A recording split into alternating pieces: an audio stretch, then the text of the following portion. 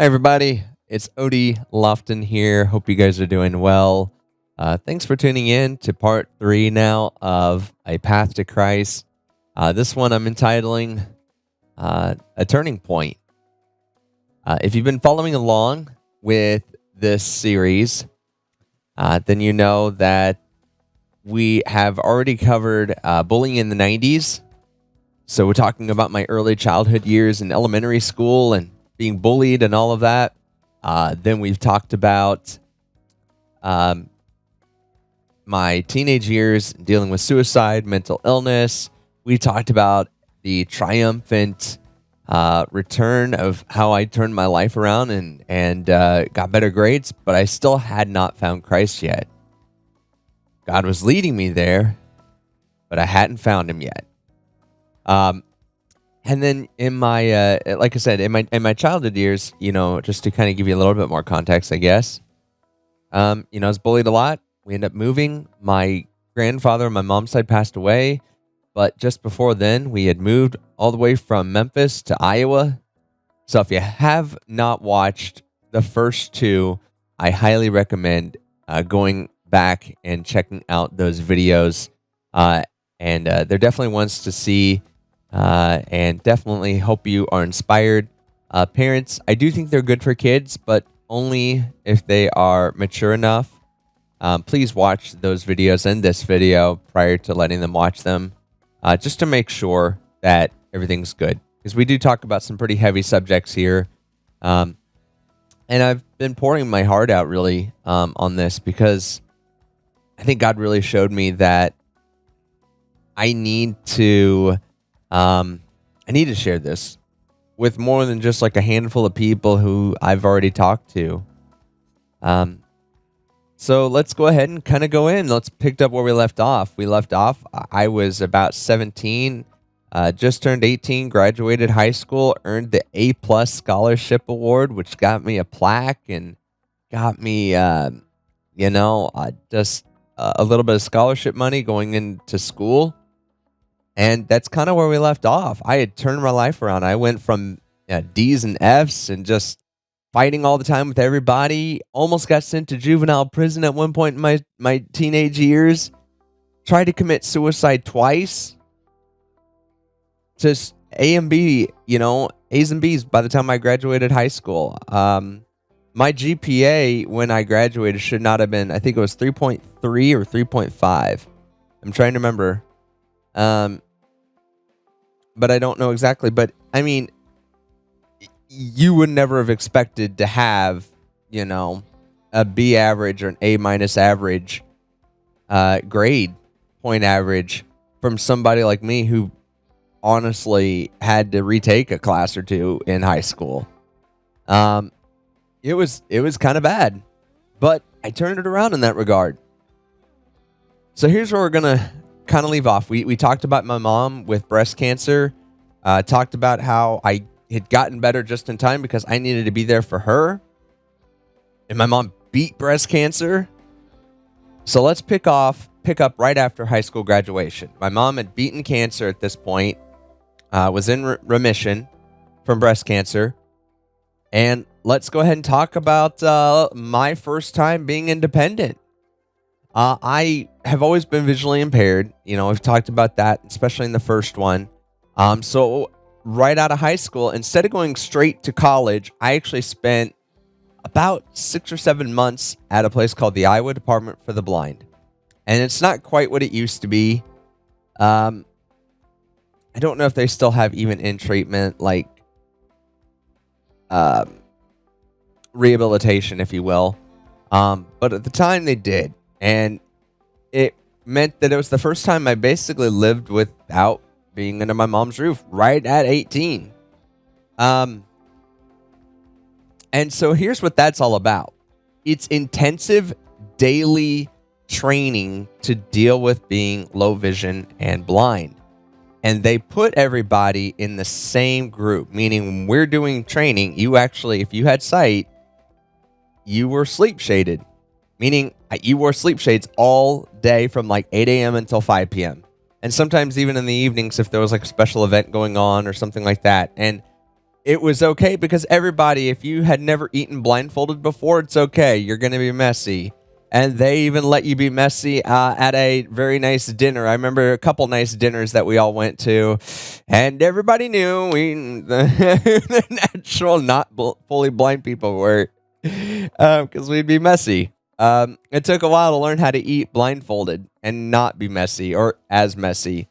But we kind of also learned that it's okay. We learned so many different skills. There's the hardest time and the best time of my life. I learned how to walk across 6 lanes of traffic blindfolded using nothing but a cane.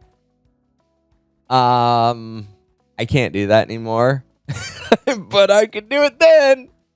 I remember we used to walk all around downtown Des Moines completely blindfolded, and most people in the area knew, especially if they saw a person with a cane and sleep shades. And here's the other thing. They actually had people, not all the time, but some of the time they'd have people or people who are friends of the department anyway, who knew if anybody cheated too. So you never knew if somebody from a bus driver to whoever or one of the trainers and counselors was watching.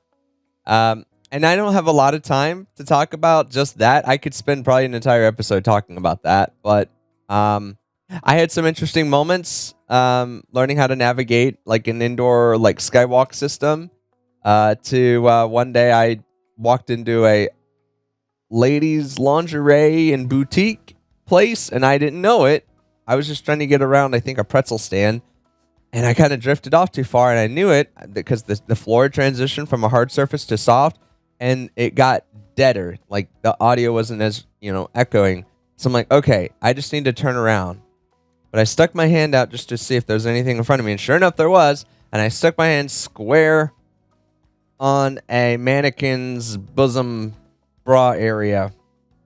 I immediately took my head sleep shade off, and immediately knew that somebody probably saw me do that. And sure enough, somebody did. And we all had a good laugh about it. But yeah, those are just some of the events that happened. So yeah, fun times. But you also learned good shop skills. Like we got to handle power tools. I built like a DJ stand out of wood. I'm going to try and get a picture and put that up here because we're actually at a point in my life where I actually have more photos I can actually share with you guys on these videos rather than just be stock footage, which I think help make a story. Certainly helps kind of tell it, but it'd be cool to actually see real life pictures from the times and the stories that I'm talking about. And we're finally at a point where I actually have a lot of those photos and that I can share now. So, all right. So I got done with the Department for the Blind. That was fun. You literally, the first thing you make there was a picture frame. And that picture frame later would become the frame that you use for your graduation certificate. So kind of a full circle thing. Really cool. We did a lot of fun things there. We got to go to Yellowstone. We whitewater rafted down the Yellowstone River. Through that experience, got to go horseback riding there. We went... we did a couple other fun things too. That's the one I remember the most though.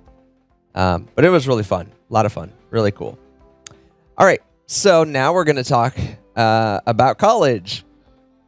And definitely fell away from, any semblance of Christianity. I mentioned that I used to kind of go around with the Christian rock group. I was kind of in a church and certainly wasn't rigid enough in it. So during college, I had a bit of a falling out.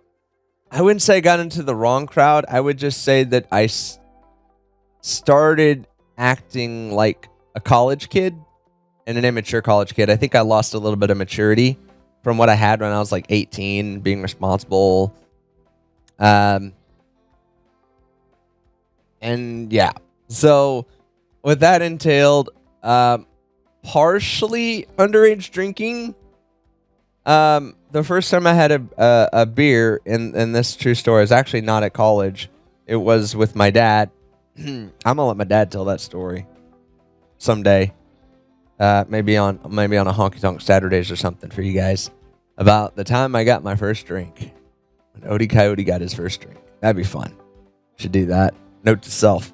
But anyway, but technically, like a day before I turned 21, I think I had some Captain Morgan, and it was on college campus, which was a big no-no, but I didn't get caught. And it wasn't that much, just enough to know that I really hate Captain Morgan. But anyway, I studied broadcasting. I got my 2-year associates. And in that time was also the time I met the most important person now in my life. And that's now my wife, Raven. I met her my last semester.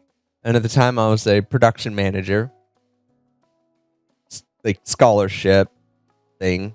And so I was kind of responsible for a lot of things that went on air, and being responsible to make sure things got put on time. I remember one day I left the station and I just did not want to be with anybody, deal with anything. But at this point I should also add another big thing that happened is I had right before my last semester, I went to California and went to Guide Dogs for the Blind and gotten a service dog named Philbin, who actually just last year passed away. And I'll talk a little bit about that. Again, there's so much in this span of my life that I could spend so much time talking about. But trying to keep this centered and moving until how I got to know Christ. I can't be real detailed on everything. If you want to hear more about a particular story or event, please write it down in the comments. I will be more than happy to talk about a lot of these things that happen. In fact, the guide dog stuff there on my on the Lofton Space LOFTONSPACE YouTube channel. If you go back, there are plenty of videos about me talking about Philbin with my guide dog. We call it the Guide Dog Lifestyle. There's plenty of videos back there from that. And you can see the dog, see me with Philbin. Yeah, it was great. So I'll just leave that there then. But anyway, so I'd gotten my service dog Philbin, came back to school, and it was after a long day at the radio station, and I just wanted to eat and go home. So when I went to the cafeteria, I always needed help carrying a tray because you're trying to handle a dog, and it's fine. It's not like they're moving all over the place, sniffing on the floor and all that. No. He's well trained. But the problem was it's just handling the harness and leash while holding a tray of food is not the easiest thing. So I used to have someone help me in the cafeteria carry the tray. And that night it was so full in there, hardly a seat around. And I just said, find somebody who looks nice, please. Just that's all I care about. And they sat me down next to this girl. And the first words I said to her, I kid you not, were, please excuse my open bite. This pork chop is really tough. I can laugh so hard. I don't know why I was so self-conscious around this person. Especially, like I said, I used to learn how to eat blindfolded. Come on. But I was. And she said it's okay. But anyway, long story short on that, we talked for an hour or more until they were closing the cafeteria. And I got her phone number. But in that conversation, I actually found out that I met her sister a couple weeks prior at a play rehearsal. Or not rehearsal, but an audition, excuse me. And she was telling me about her dad, who was also legally blind. And I'm like, this sounds really familiar. It's like, yeah, because you were talking to my sister a couple weeks ago at the audition. So yeah. And so that's kind of how we hit it off. And I shouldn't say the rest is history. We got a lot of history and get to that really revolve around her being the center of why I came to Christ. And finally getting me to go to church. And I'll talk about that hopefully later on in this video. Okay, so I'm out of college now. Raven and I are doing kind of a long distance relationship. She's still in school at Iowa Central up in Fort Dodge. I'm back living at home with my mom in Nevada, which is like an hour and a half away.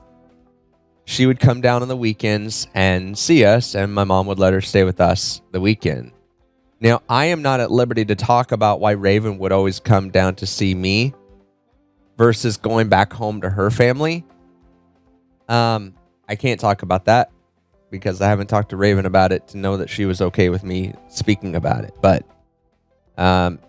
if she ever is and we want to do a follow-up, we'll see. But there were reasons that she chose to come down and stay with me on the weekends, and it wasn't just because I was hot and I had a cool looking dog. There were others. Anyway, but Raven did not like studying what she was studying. And she really wanted to do something else, but she didn't really know what it was at the time. But I didn't really want to stay living with my mom. Not that I didn't love my mom. Don't get me wrong. It's just I knew that, it's time for me to jump out of the nest and go find my own way. And with Raven's situation, it just seemed like, yeah, we need to get out on our own. Now, from a Christian perspective, I do regret when we moved in together August of 2010.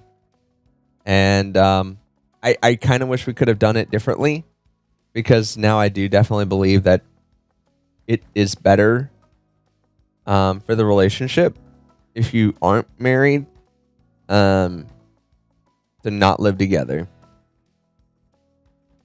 But a part of me still is like, from a practical standpoint, I lived with her for so many years before we got married that once we got married, it wasn't even that big of a deal. Now, from a personal relationship standpoint, we're just going to kind of call it that. We did for a little while until I found Christ myself, and then we went through a process of abstinence. I guess I'm skipping quite a bit there. Wow. So we moved into Ames in 2010. We moved around, it seemed like every year, from apartment to apartment to apartment. Like, the first year we lived in Ames, and then we moved to Ankeny for a couple years. One apartment each year, but at the same complex. Complicated story. For the purpose of this video, that those 2 years aren't really relevant, except for one incident where the government was kind of like right now trying to take away my disability benefits and saying that they overpaid me a lot. We were fighting that, and I remember, due to that and just how the work was for Raven at the time, we had a really hard period where we didn't have any food. It was basically buy food or pay rent. And that was really hard. That taught us a lot about the strength of our relationship, though. That we could make it. So yeah, I just, I think that it was definitely, worth the heartache. I mean, it was kind of a blessing in a way. I know this is sacrilegious. I know that. So please, anyone from our church who watches this, don't judge me too hard on this. But it was interesting to get to go through that struggle together of like severe financial strain, and then come out of it and still love each other just as much, if not more, for the experience, even though we weren't married. Because when we finally did say our vows, in front of our family and the church we were at, it just seems so much more solidified, I think, in that way. Like, you've already been through hell together. You can get through hard times. If you don't really have that experience together prior to marriage, how do you know you're going to be able to make it through? I think it was kind of a blessing. Now, I'm sure there's a rebuttal there, and I'm sure someone's going to talk to me about that, but that's great. I can't change the past. I can only tell you what happened. So, perhaps there could have been a different way and we would have got the same thing out of it. But what's done is done in that regard. But there was something that happened It was when we were moving from, we wanted to move back to Nevada because we hate, I can't tell you how much we hate big city living. It's not that, we experience crime or that. It was just the hustle and bustle of everything. We're not people who like just to get out of our apartment complexes some days took 10 minutes because we lived on a busy road. 10 minutes just to get out the main drive. We could not stand it. It just got so bad. And yeah, now we live in a big city again.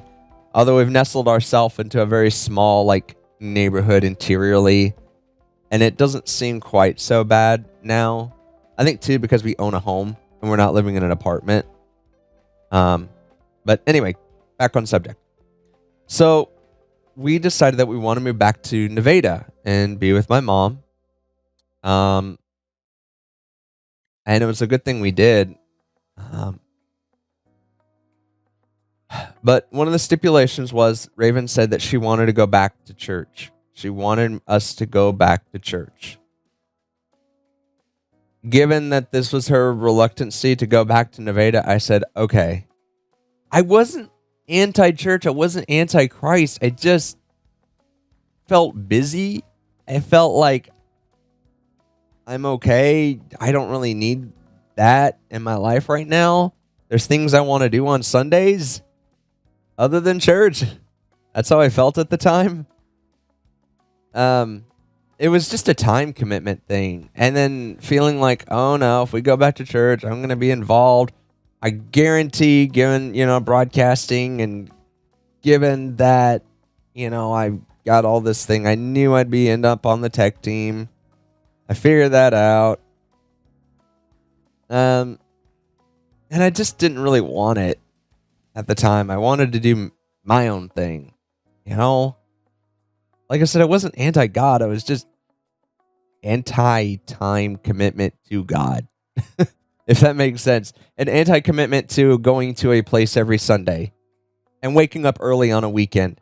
Y'all, you should know this. I am not a morning person. Not even a little. No. If you want to call me at 3 a.m., chances are that's just me winding down. I really am up pretty regularly, even on weekdays, until 2 a.m. And that's just how my brain is. Therefore, trying to get me up before 9 a.m., I did it for almost 3 years working for a TV station. I'll talk about that next week. Where I had to be up at 3 a.m. And I guarantee you there were at least a few occasions I was late to work. Being late to work in that regard, very bad. I'll talk about that later next week. But anyway, so I'm not a morning person, never have been, never was, and I like to sleep in, and that especially extends to Sundays. I want my weekends and I want to sleep in. Even now I kind of feel that way. I just don't want to get up.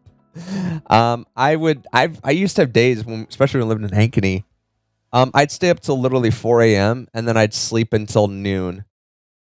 And that was fine. Mentally, it's when you make me get up at a different time than I really want to.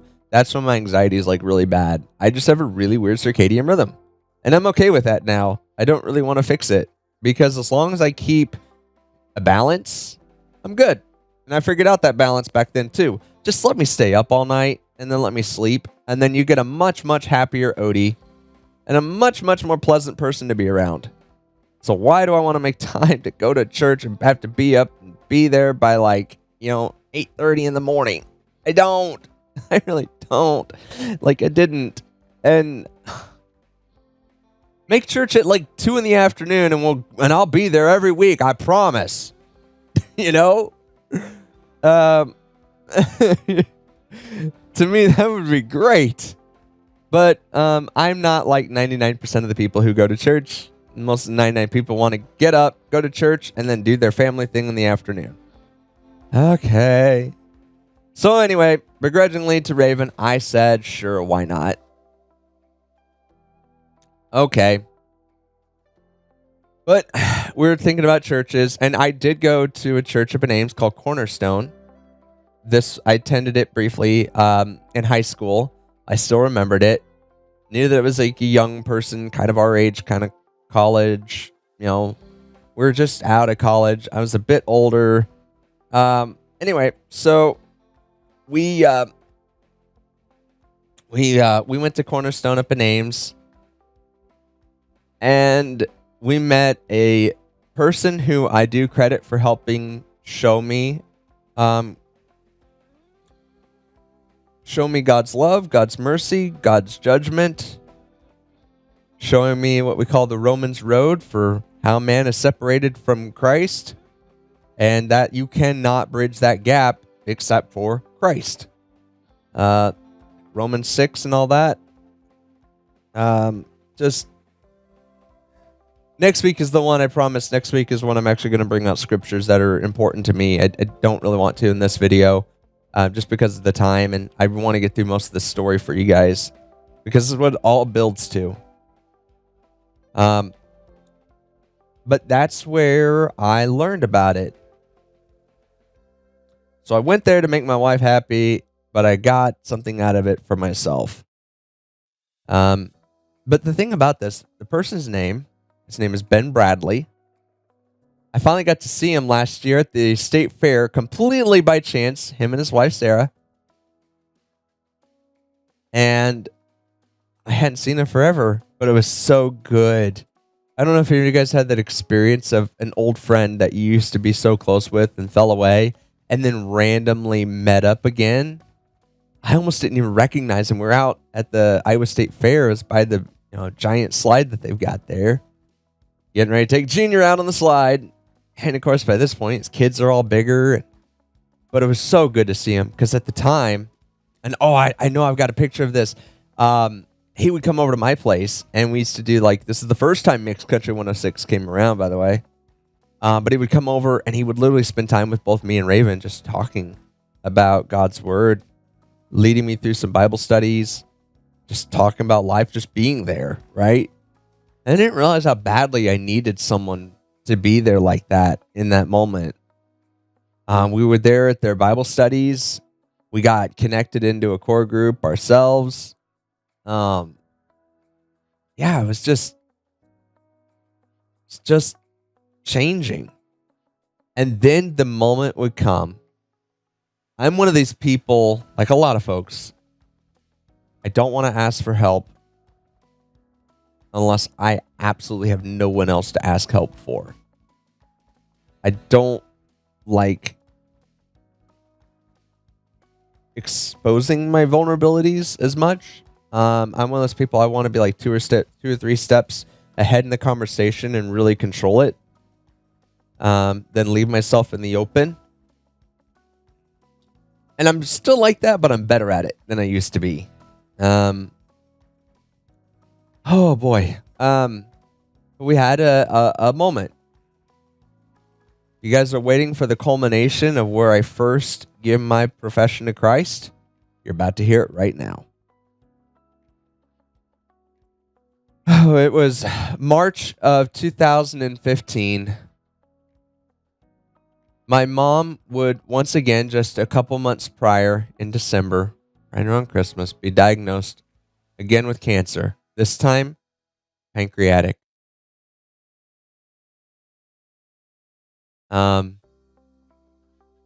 Oh, this is 2015, by the way. But in 2014,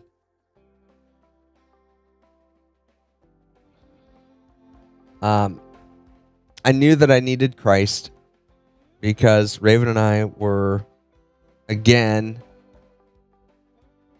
being stretched thin financially. And we were about to end up in another appointment like we were in Ankeny. No food, no home. And I just felt alone. I realized that I kept trying to be Mr. Fix-It.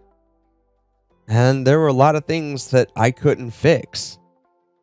And I was thinking back at how a lot of those situations got fixed in the past. My young age years, who kept me from getting hurt worse, who eventually got me out of a bad situation and moved to Iowa, even though it had to be because of a sad situation, who how did it happen that, I got finally better in school and kept me from committing suicide? Who put the barriers in the way that were just enough so that eventually I would find Christ? And there were too many things at that point, even that I recognized, and I'll even talk about some of the bigger moments next week. But yeah, it was Christ. It finally made sense. The whole, Romans Road. It finally made sense that there was someone else behind everything. Even though I wasn't actively looking for him, he was looking for me. I just needed to turn around. Against the title of this video. The turning point. I needed to turn around and look to Christ and say, I can't fix this. You're the only one who can. Please. One, I understand that I don't deserve your help.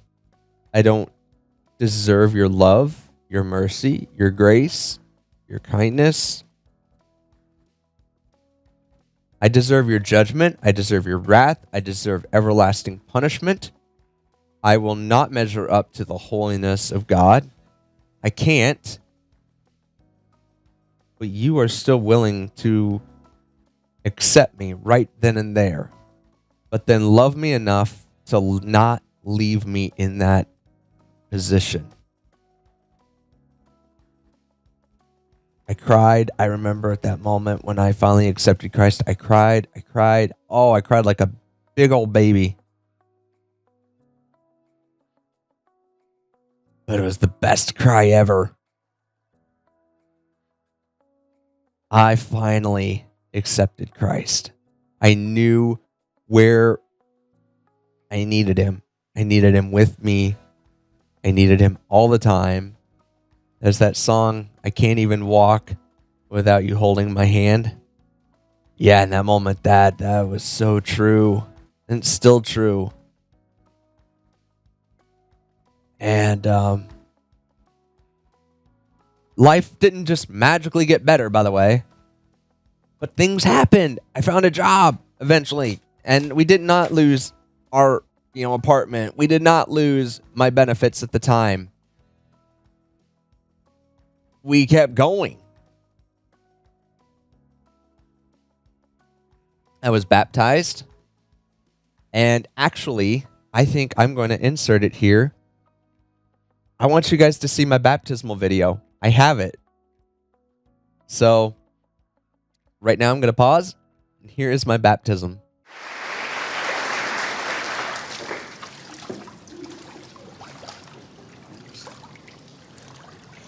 Good morning, Cornerstone. My name is Odie Lofton. Most of my life, I rejected Christ. I thought that I could do anything myself and just live my life very selfishly. Last fall, I came to realize that I have been so wrong for most of my life, that anything that I've ever had came through Christ. And it was that realization that I devoted my life to follow him. And I'm here today to be baptized in obedience with his word. Praise God. So I baptize you, my brother, in the name of the Father, the Son, and the Holy Spirit.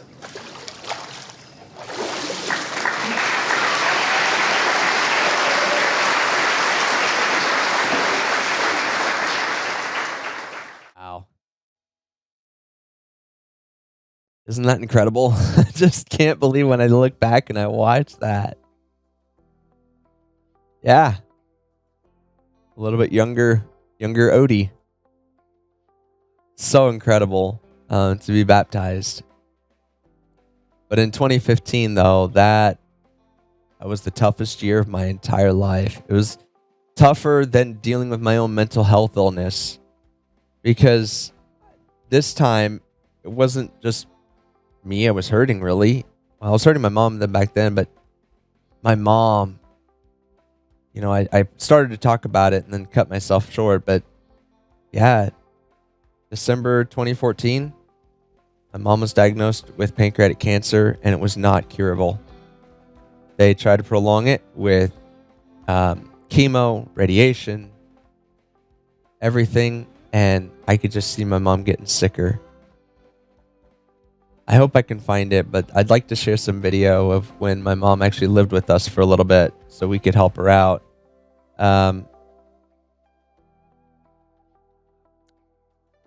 And I remember this one video, us putting together a cat tree because we had just gotten a cat. And if I didn't know Christ and at least have a faith to hold on to, I feel like my mom's ultimate death, and this gets kind of really sad, but see, after I accepted Christ, Raven and I really wanted to get married the right way. And we wanted to get married too before my mom would pass away.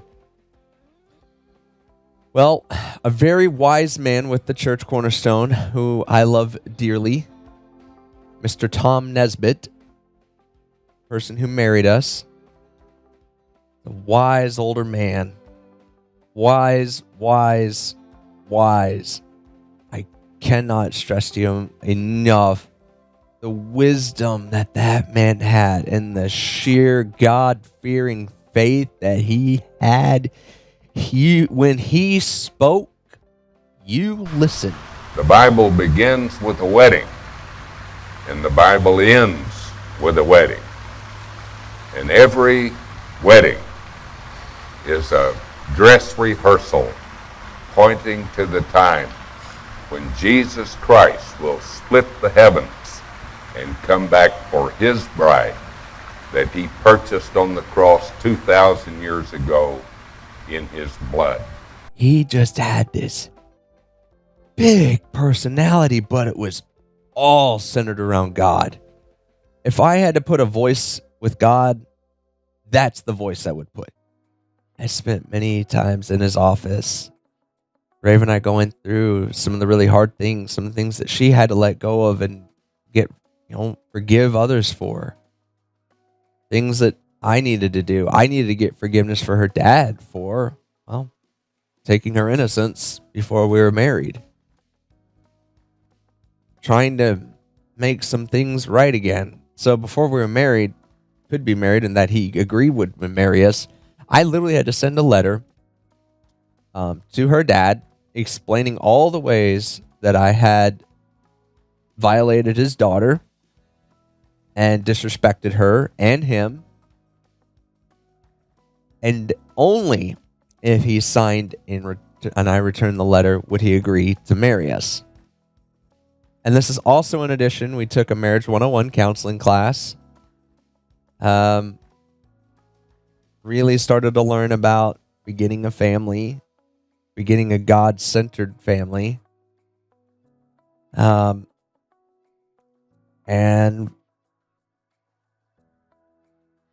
on, I believe it was August 19th, 2015, just about 2 weeks before the wedding.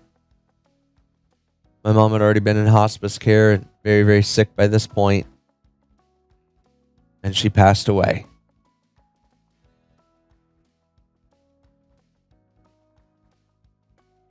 It still stings to say that. Even though it's 2023 now, we're coming up on,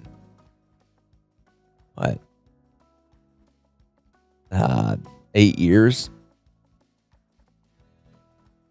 Oh, man. Seems almost like yesterday. But I knew Christ at least. I knew that this was his plan. I knew that my mom wasn't hurting anymore. Because my mom was even worse than me about asking for help. She just didn't want to. She was a workaholic. Oh man, my mom was very strong that way.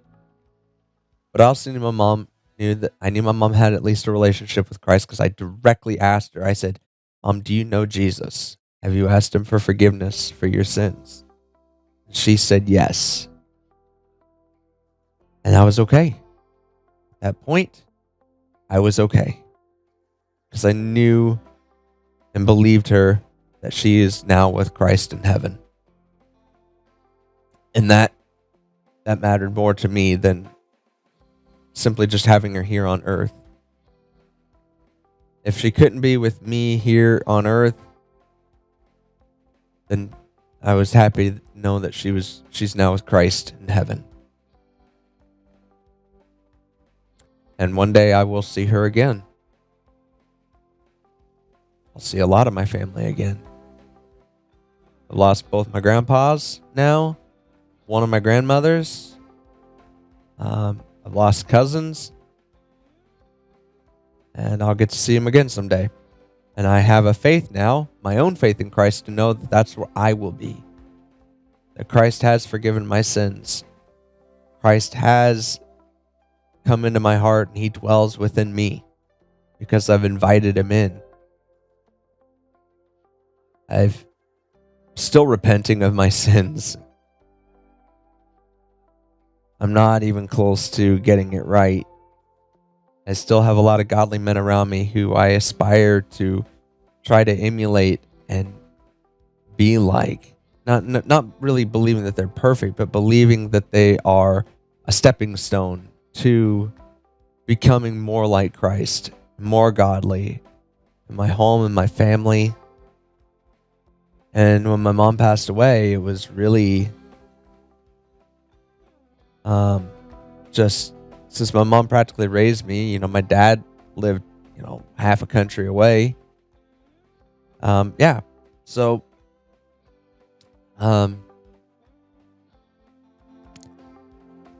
but I knew him. I knew Christ.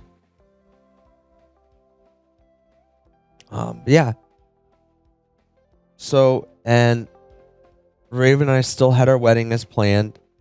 We had special white roses, my mom's favorite, that we substituted in for some of the flowers. And I'll show a little bit of B-roll of the wedding here so you guys can see. It was a beautiful wedding. It wasn't a big wedding. See, there wasn't a ton of people there. But yeah, it was great. We're finally married. We did it the right way. We knew that my mom was happy, that we knew she'd be proud. Oh. We were married September 12th, 2015. Like I said, just 2 weeks after my mom passing away. And then 2 weeks after that, we moved again. This time we were moving out of an apartment and we had bought a house in Colfax, Iowa. And I think that's where I'm going to leave this story off. I think the final video, I'll talk our life in Colfax and being part of a church there, kind of growing into our own. Colfax would be a great period in our life, and you guys get to hear about that. And this last video, I think, will be pretty happy and pretty positive overall. I think my mom's death is probably one of the last genuinely hard things, aside from my kidneys and that, which we'll talk about, which ended up being not as bad as that, really. But at this point, I know Christ. And my wife's thrilled. Our home's getting better because she grew up in church. She's always been a Christian, and I was holding her back for so long, and she was waiting on me. So, and she was really put up with me a lot, my sinful nature. I'm pretty sure Raven saw something in me that I didn't see in myself for a long time. But yeah, we're married finally. And finally could say we're in an honorable relationship, So, okay. It's time to wrap up here, but I appreciate you guys watching. Again, video gets a bit long. I'm gonna play my mom's favorite song. She always used to like to hear me sing, and I didn't even get a chance to talk about singing that happened during that time either. Again, a lot of things I just didn't get to talk about. Again, my singing career career-ish, if you want to call it that. If you guys want to hear about that, let me know. It includes being auditioning for The Voice, too. If you guys want to hear about that, let me know, and I can certainly talk about that. But yeah, thanks for listening, guys. And this last episode, you're not going to want to miss it. It's going to be great. We're going to talk about some real-life miracles, like genuine miracles that have happened since finding Christ and since being married and having an honorable relationship and being actively involved in the church. So stick around for that. Thanks, guys. God bless.